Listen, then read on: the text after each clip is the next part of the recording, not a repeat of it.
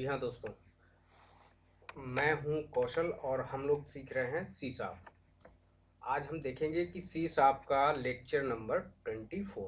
Okay, तो हम लोग आज सीखने वाले हैं कि एक ही क्लास के अंदर कितने मेथड बनाए जा सकते हैं और एक ही क्लास के अंदर अगर बहुत सारे मेथड्स हैं तो उनको किस तरीके से कॉल किया जा सकता है। पिछले लेक्चर में हम लोगों ने देखा था कि एक मेथड मतलब एक मेन मेथड होता है, एक दूसरा मेथड अपना यूज़र डिफाइंड मेथड होता है। उसमें हम किस तरीके से कॉल कराते हैं मेन मेथड में, और अपने जो हमारा बाहर बना हुआ है अलग से जो स्टैटिक मेथड बना हुआ है उसको मेन मेथड में कैसे कॉल करते हैं।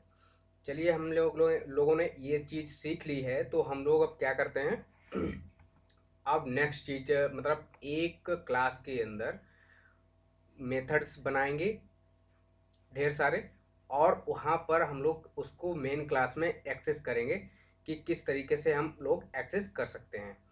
तो हम लोग अब इस लेक्चर को स्टार्ट करते हैं, और स्टार्ट करने से पहले मैं आप लोगों को बता दूं कि आप लोगों ने यदि पहले ये आज पहली बार लेक्चर देख रहे हैं तो मेरे आपसे रिक्वेस्ट है कि आप पहले जो प्रीवियस वीडियोस हैं उनको देख लीजिए, तब आपको यहाँ पर समझ में आएगा।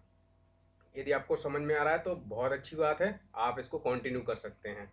तो यहाँ पर हम लोग सीखेंगे कि एक मेथड में मेन मेथड में कितने सारे मेथड कॉल कर सकते हैं और किस तरीके से डिक्लेयर करते हैं एक ही क्लास के अंदर।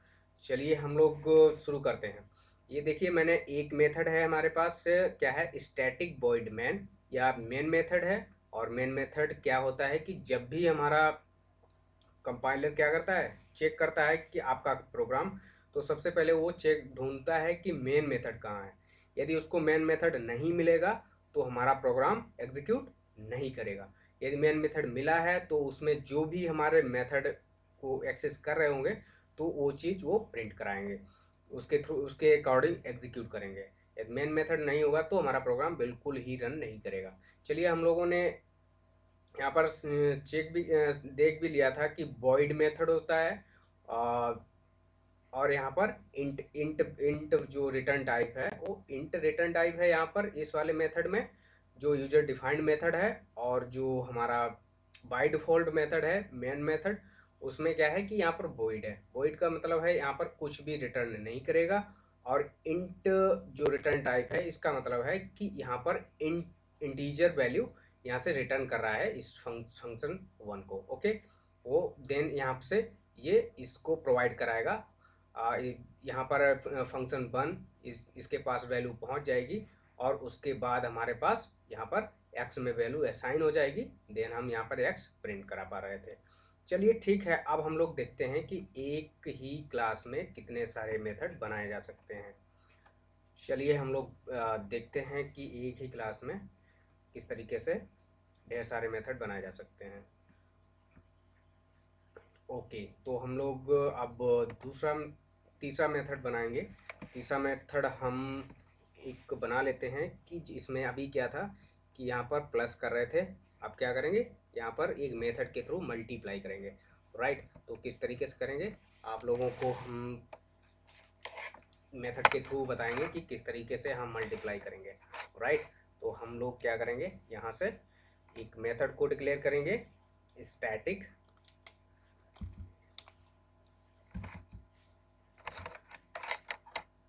स्टैटिक आप किस टाइप का मेथड लेना चाहते हैं, या void लेना चाहते हैं, या आप कुछ रिटर्न कराना चाहते हैं, जिस तरीके का आपको लेना है उस तरीके का आप यहाँ पर डिक्लेयर करेंगे। तो यहाँ पर रिटर्न टाइप लिखेंगे, स्टैटिक के बाद में रिटर्न टाइप लिखेंगे। रिटर्न टाइप मैं लिख लेता हूँ इंट। ओके, यहाँ पर मैंने रिटर्न टाइप इंट ले लिया है। अब हम लेंगे फंक्शन का नाम। अब यहाँ पर पहला हम वन हो चुका है, अब फंक्शन टू या few and two, right, fun two. तो फन टू में क्या है कि अब हम यहाँ पर इम्प्लीमेंटेशन करने वाले हैं मल्टीप्लिकेशन का लॉजिक। राइट, तो हम लोग यहाँ पर मल्टीप्लिकेशन का लॉजिक इम्प्लीमेंट करेंगे। तो हम यहाँ पर एक वेरिएबल्स ले लेते हैं, int x int x, okay, int x comma int y, ठीक है। चलिए हम लोगों ने इंट एक्स और इंट वाई यहाँ से ले लिया है। चलिए हम लोग अब इसको इसका ब्लॉक बनाते हैं। ये क्या है कि ये पैरामीटर हैं, ठीक है। अब हम इसका ब्लॉक बनाएंगे, तो ब्लॉक हम कर्ली ब्रेसेस से बनाते हैं। देन हम कर्ली ब्रेसेस को के अंदर अपना लॉजिक लिखेंगे। तो कर्ली ब्रेसेस टू, चलिए ठीक है, हम लोग अब इसका यहाँ पर लॉजिक लिखेंगे, ओके। तो अब हम लोग लॉजिक लिख लेते हैं। लॉजिक में क्या है कि जो इंट एक्स है और इंट बाई है, बस जस्ट क्या करना है, रिटर्न एक्स इंटू बाई। हम एक सिंपल सा लॉजिक ले लेते हैं, रिटर्न यहाँ से कर देते हैं RETURN, return x into by, x multiply by, right. और ये सिंपल सा रिटर्न कर देगा और ये हमारा fun2 के पास पहुंचेगा। ये fun2 हमें अब कहाँ पर कॉल कराना है, मेन मेथड में इसको कॉल कराना है। चलिए मेन मेथड में चलते हैं। ये हमारे पास मेन मेथड है और इस मेन मेथड में यहाँ पर हम वैल्यू को रिसीव करेंगे और इसको स्वैप करेंगे अपने उस डेस्कटॉप पे, अपने जो कंसोल होता है, ठीक है। तो यहाँ पर हम क्या करेंगे, एक इंटीजर नाम का वैल्यू ले लेंगे, इंटीजर नाम का रेफरेंस वेरिएबल ले लेंगे पहले, इंट। अब यहाँ पर ले लेंगे int a equal to, int a equal to क्या ले लेंगे, अपना जो फंक्शन 2 है। अब देखिए यहाँ पर दो चीज़ें हमें बहुत ध्यान रखनी पड़ेगी। यदि पब्लिक है, यदि हमारा मेथड पब्लिक है तो उसके लिए ऑब्जेक्ट क्रिएट करना पड़ता है। यदि हमारा पब्लिक स्टैटिक है तो यदि वो उसी क्लास के अंदर मेथड बना हुआ है तो उस वहाँ पर मुझे क्या करना पड़ेगा। यदि स्टैटिक है तो ऑब्जेक्ट बनाने की कोई ज़रूरत नहीं है, वो डायरेक्टली कॉल हो जाता है, ओके। तो यहाँ पर हम सिर्फ fun2 ओके, और यहाँ पर हम वैल्यू पास कर देंगे, जो भी आपको वैल्यू पास करनी है, जैसा भी आपको मल्टीप्लिकेशन चाहिए। और यहाँ से हम क्या कर सकते हैं कि यूज़र से भी वैल्यू ले सकते हैं। अभी हम लोग यूज़र से अब वैल्यू यहाँ पर पहले ऐसे ही पुट कर लेते हैं 5,6, राइट। तो हम लोगों ने क्या किया, 5,6, 5 और 6 का मल्टीप्लिकेशन का हमने लॉजिक बिल्ड कर लिया है। चलिए ठीक है, मैं इसको यहाँ पर एक स्क्रीन पर भी प्रिंट करा देता हूँ। चलिए स्क्रीन पर कैसे प्रिंट करेंगे, console dot right line, okay. अब यहाँ पर मैं क्या प्रिंट करा दूंगा, सिर्फ ए को प्रिंट करूँगा, क्या करा दूंगा, ए की वैल्यू को प्रिंट करा दूंगा। चलिए ठीक है, अब हमारा पूरी तरीके से लॉजिक रेडी हो चुका है। चलिए ठीक है, मैं इसको एग्जीक्यूट करके देखता हूँ कि हमारा डिज़ायर्ड आउटपुट आ रहा है या नहीं आ रहा है। चलिए हम लोग एक बार रन करके देख लेते हैं। ओके, मैंने इसको रन कर दिया है, देखते हैं हमारा डिज़ायर्ड आउटपुट आएगा या नहीं आएगा। यदि नहीं आएगा तो देखते हैं कहाँ पर इशू आ रहा है। यदि आएगा तो बहुत अच्छी बात है और हमारे अकॉर्डिंग आना चाहिए, क्योंकि मैंने अभी यहाँ पर लॉजिक तो बिल्कुल ठीक लिखा है और आई थिंक मेरा आंसर भी ठीक ही होना चाहिए। चलिए अभी हमारा ये रन कर रहा है। हम लोग अभी देखेंगे कि इसका यहाँ पर एक विंडो खुलेगा और ये आउटपुट देगा। अभी ये एग्जीक्यूट कर रहा है। ओके दोस्तों, देखिए हमारा आउटपुट आ चुका है और ये कंसोल पे हमारा 7 और 30 दिखा रहा है। 7 जो हमारा पहला ये एडिशन है और 30 क्या है, हमारा मल्टीप्लिकेशन का आंसर है। चलिए हम लोग थोड़ा इसको एडिशन को एक बार कमेंट कर देते हैं। देन हम लोग देखते हैं कि इसका जो मल्टीप्लिकेशन का है वो सही से आ रहा है या नहीं आ रहा है। मतलब सही से आंसर तो आ ही रहा, लेकिन इसको हम लोग चेक कर लेते हैं। चलिए ठीक है, हम लोग अब यहाँ से दोबारा रन करेंगे और चेक करेंगे कि हमारे अकॉर्डिंग आंसर आ रहा है नहीं आ रहा। ओके ग्रेट, हमारे पास आंसर आ चुका है 30। तो 30 हमारा क्या है, देखिए 5 और 6 वैल्यू ली थी। अब यहाँ पर देख लेते हैं क्या लिया था, 5 और 6, 5 6 जा 30। और देखिए यहाँ से कॉल हो रहा है, ठीक है। ये जो हमने पैरामीटर्स लिए हैं ये हमने इसको प्रोवाइड किए हैं किस फंक्शन को, ये fun2 को यहाँ पर प्रोवाइड किए हैं। और ये fun2 क्या कर रहा है, इसमें वैल्यू 5x में 5 स्टोर कर रहा है और y में 6 स्टोर कर रहा है। और यहाँ पर क्या कर रहा है, इसी को वैल्यू को 5 को और यहाँ 6 को मल्टीप्लाई कर रहा है, देन रिटर्न कर रहा है किसको, fun2 को। और fun2 यहाँ पर रिटर्न इसको यहाँ पर लाएगा और लाने के बाद ये किसमें, ए में असाइन कर देगा। ए में असाइन करने के बाद ये इसको ए को प्रिंट कर दे रहा है, जो भी वैल्यू ए में होगी वो प्रिंट करेगी।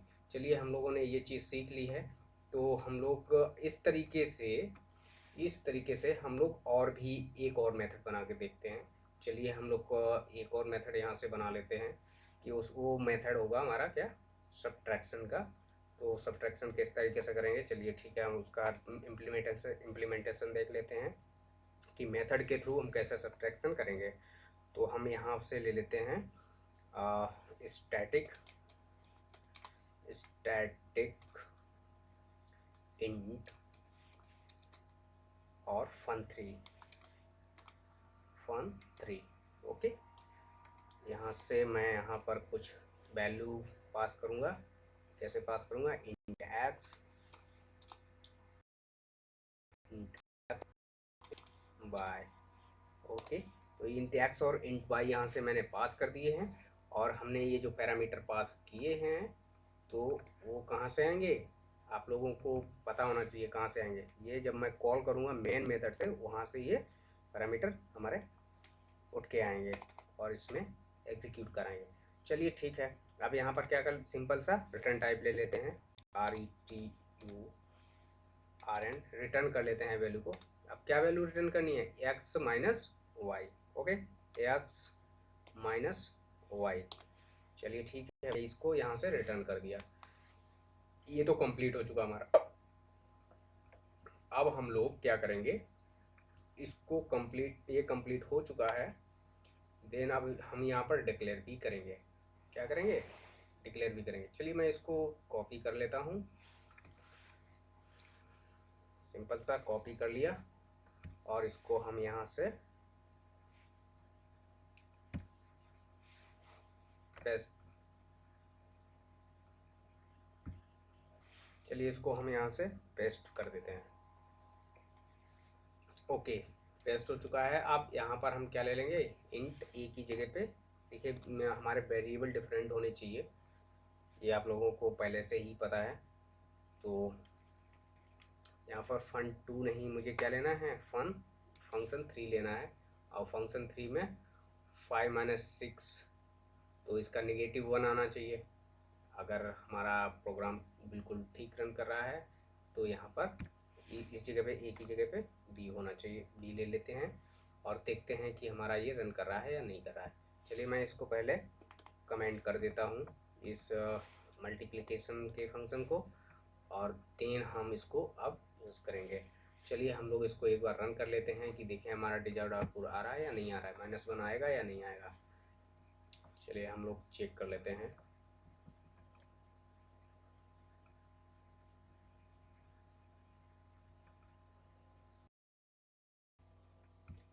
ओके, हमारा ये प्रोग्राम रन हो चुका है और हमारे कंसोल पर -1 भी आ चुका है। इसका मतलब ये है कि हमारा प्रोग्राम सक्सेसफुली रन कर चुका है। तो हम लोग अब यहाँ पर हमारा देखिए हम लोगों ने क्या किया, सिंपल सा जैसा लॉजिक लगा रहे हैं बस वैसे ही लॉजिक लगाया। एक और हम मेथड बना लेते हैं fun4, जिसमें हम डिवीज़न करेंगे और वहाँ पर हम लोग चेक करेंगे कि हमारा डिवीज़न सक्सेसफुली हो रहा है या नहीं हो रहा है। चलिए हम लोग एक फंक्शन और ले लेते हैं, stdi से static int fun4, okay, fun4। और यहाँ पर मैं कुछ क्या ले लेता हूँ, इसमें कुछ वैल्यू ले लेते हैं, पैरामीटर पास कर देता हूँ, int x comma int y, okay, sorry, okay, हमारा ये हो चुका है। और हमें ये ब्लॉक बना लेता हूँ और उस ब्लॉक में एक वैल्यू रिटर्न करा देता हूँ x divide by y।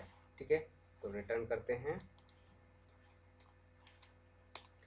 Return x divide by y।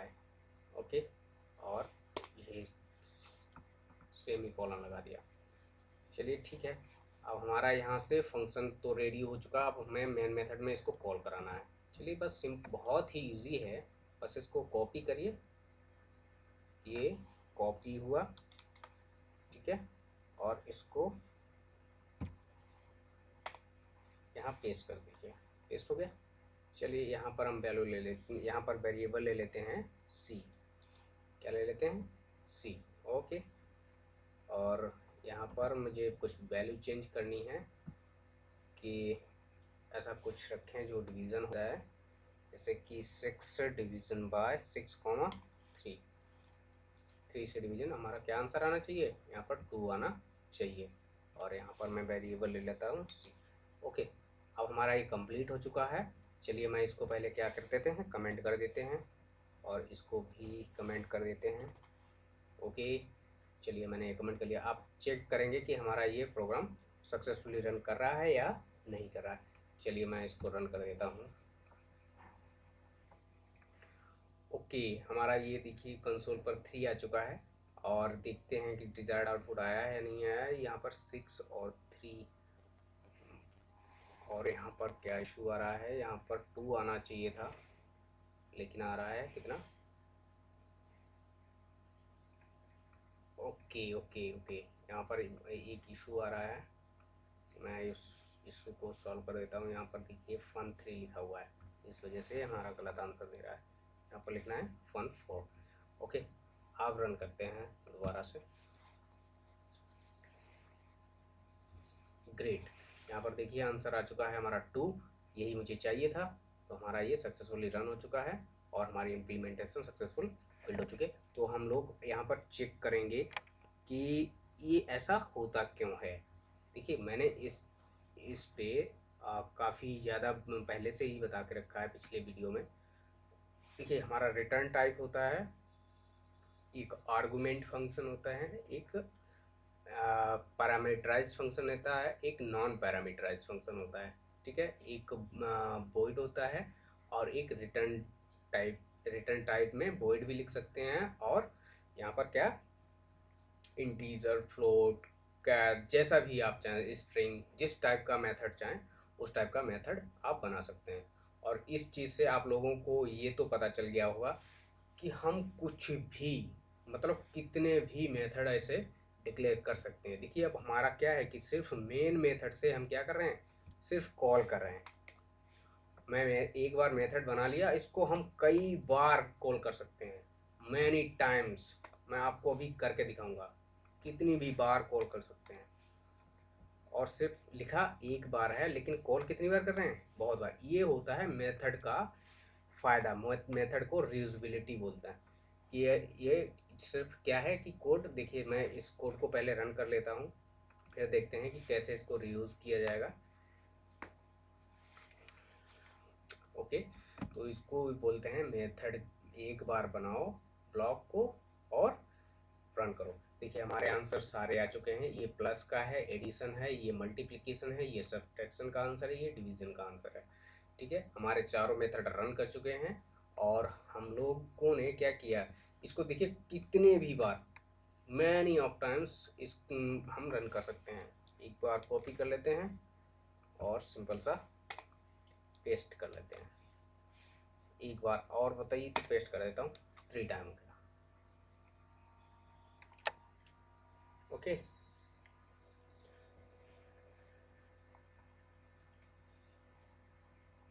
Okay, यहाँ पर थोड़ा इशू आ रहा है इस चीज़ का कि यहाँ पर दोबारा से वेरिएबल डिक्लेयर हो रहा है। ओके, इसको वेरिएबल को चेंज करना पड़ेगा। सिर्फ नहीं चेंज करते हैं तो क्या करना पड़ेगा, एक और तरीका है हमारे पास। क्या है वो, जस्ट इसमें क्या करेंगे, इस फंक्शन को उठा के रख देंगे।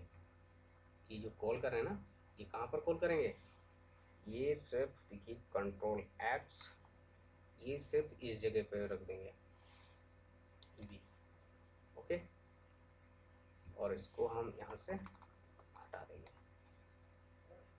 ओके। अब ये देखिए सक्सेसफुली यहाँ पर रन करना चाहिए, और मैं इसको भी कर देता हूँ ऐसे। मुझे मैनुअली बहुत कुछ करना पड़ेगा। चलिए, मैं ज़्यादा टाइम आपका वेस्ट न कराते हुए मैं इस दो फंक्शन का सिर्फ करके आपको दिखाता हूँ। बाकी आप लोग समझदार हैं, आप लोग कर लेंगे। देखिए यहाँ से क्या है कि जो ये है, यहाँ पर मुझे सिर्फ फंक्शन पेस्ट करना है, जो हम यहाँ पर कॉल कर रहे हैं बस इसके अंदर कॉल करना है, सिंपल, ठीक है। जो भी वैल्यू आएगी वो यहाँ पर प्रिंट हो जाएगी। चलिए मैं इन चीज़ों को हटा देता हूँ अभी।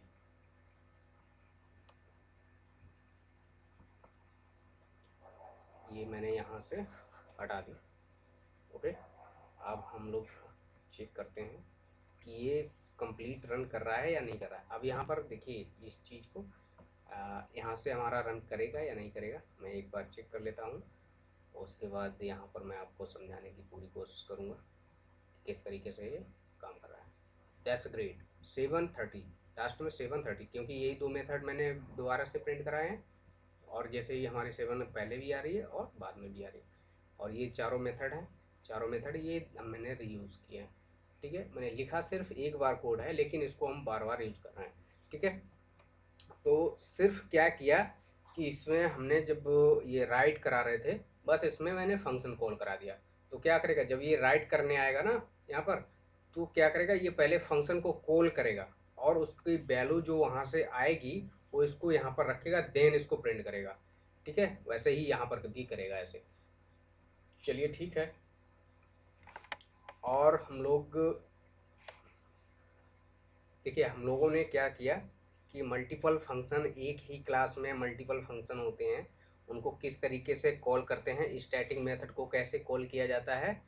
अब हम लोग नेक्स्ट लेक्चर में देखेंगे कि पब्लिक मेथड को कैसे कॉल किया जाता है और पब्लिक मेथड क्यों बनाते हैं, क्या ज़रूरत है, ठीक है। यदि आप लोगों को ये लेक्चर पसंद आया है तो आप इस लेक्चर को शेयर कीजिए, सब्सक्राइब कीजिए, और उन लोगों तक ज़रूर पहुंचाइए जिन लोगों को इसकी ज़्यादा से ज़्यादा ज़रूरत है, ठीक है। तब तक मिलते हैं नेक्स्ट लेक्चर में। Thank you.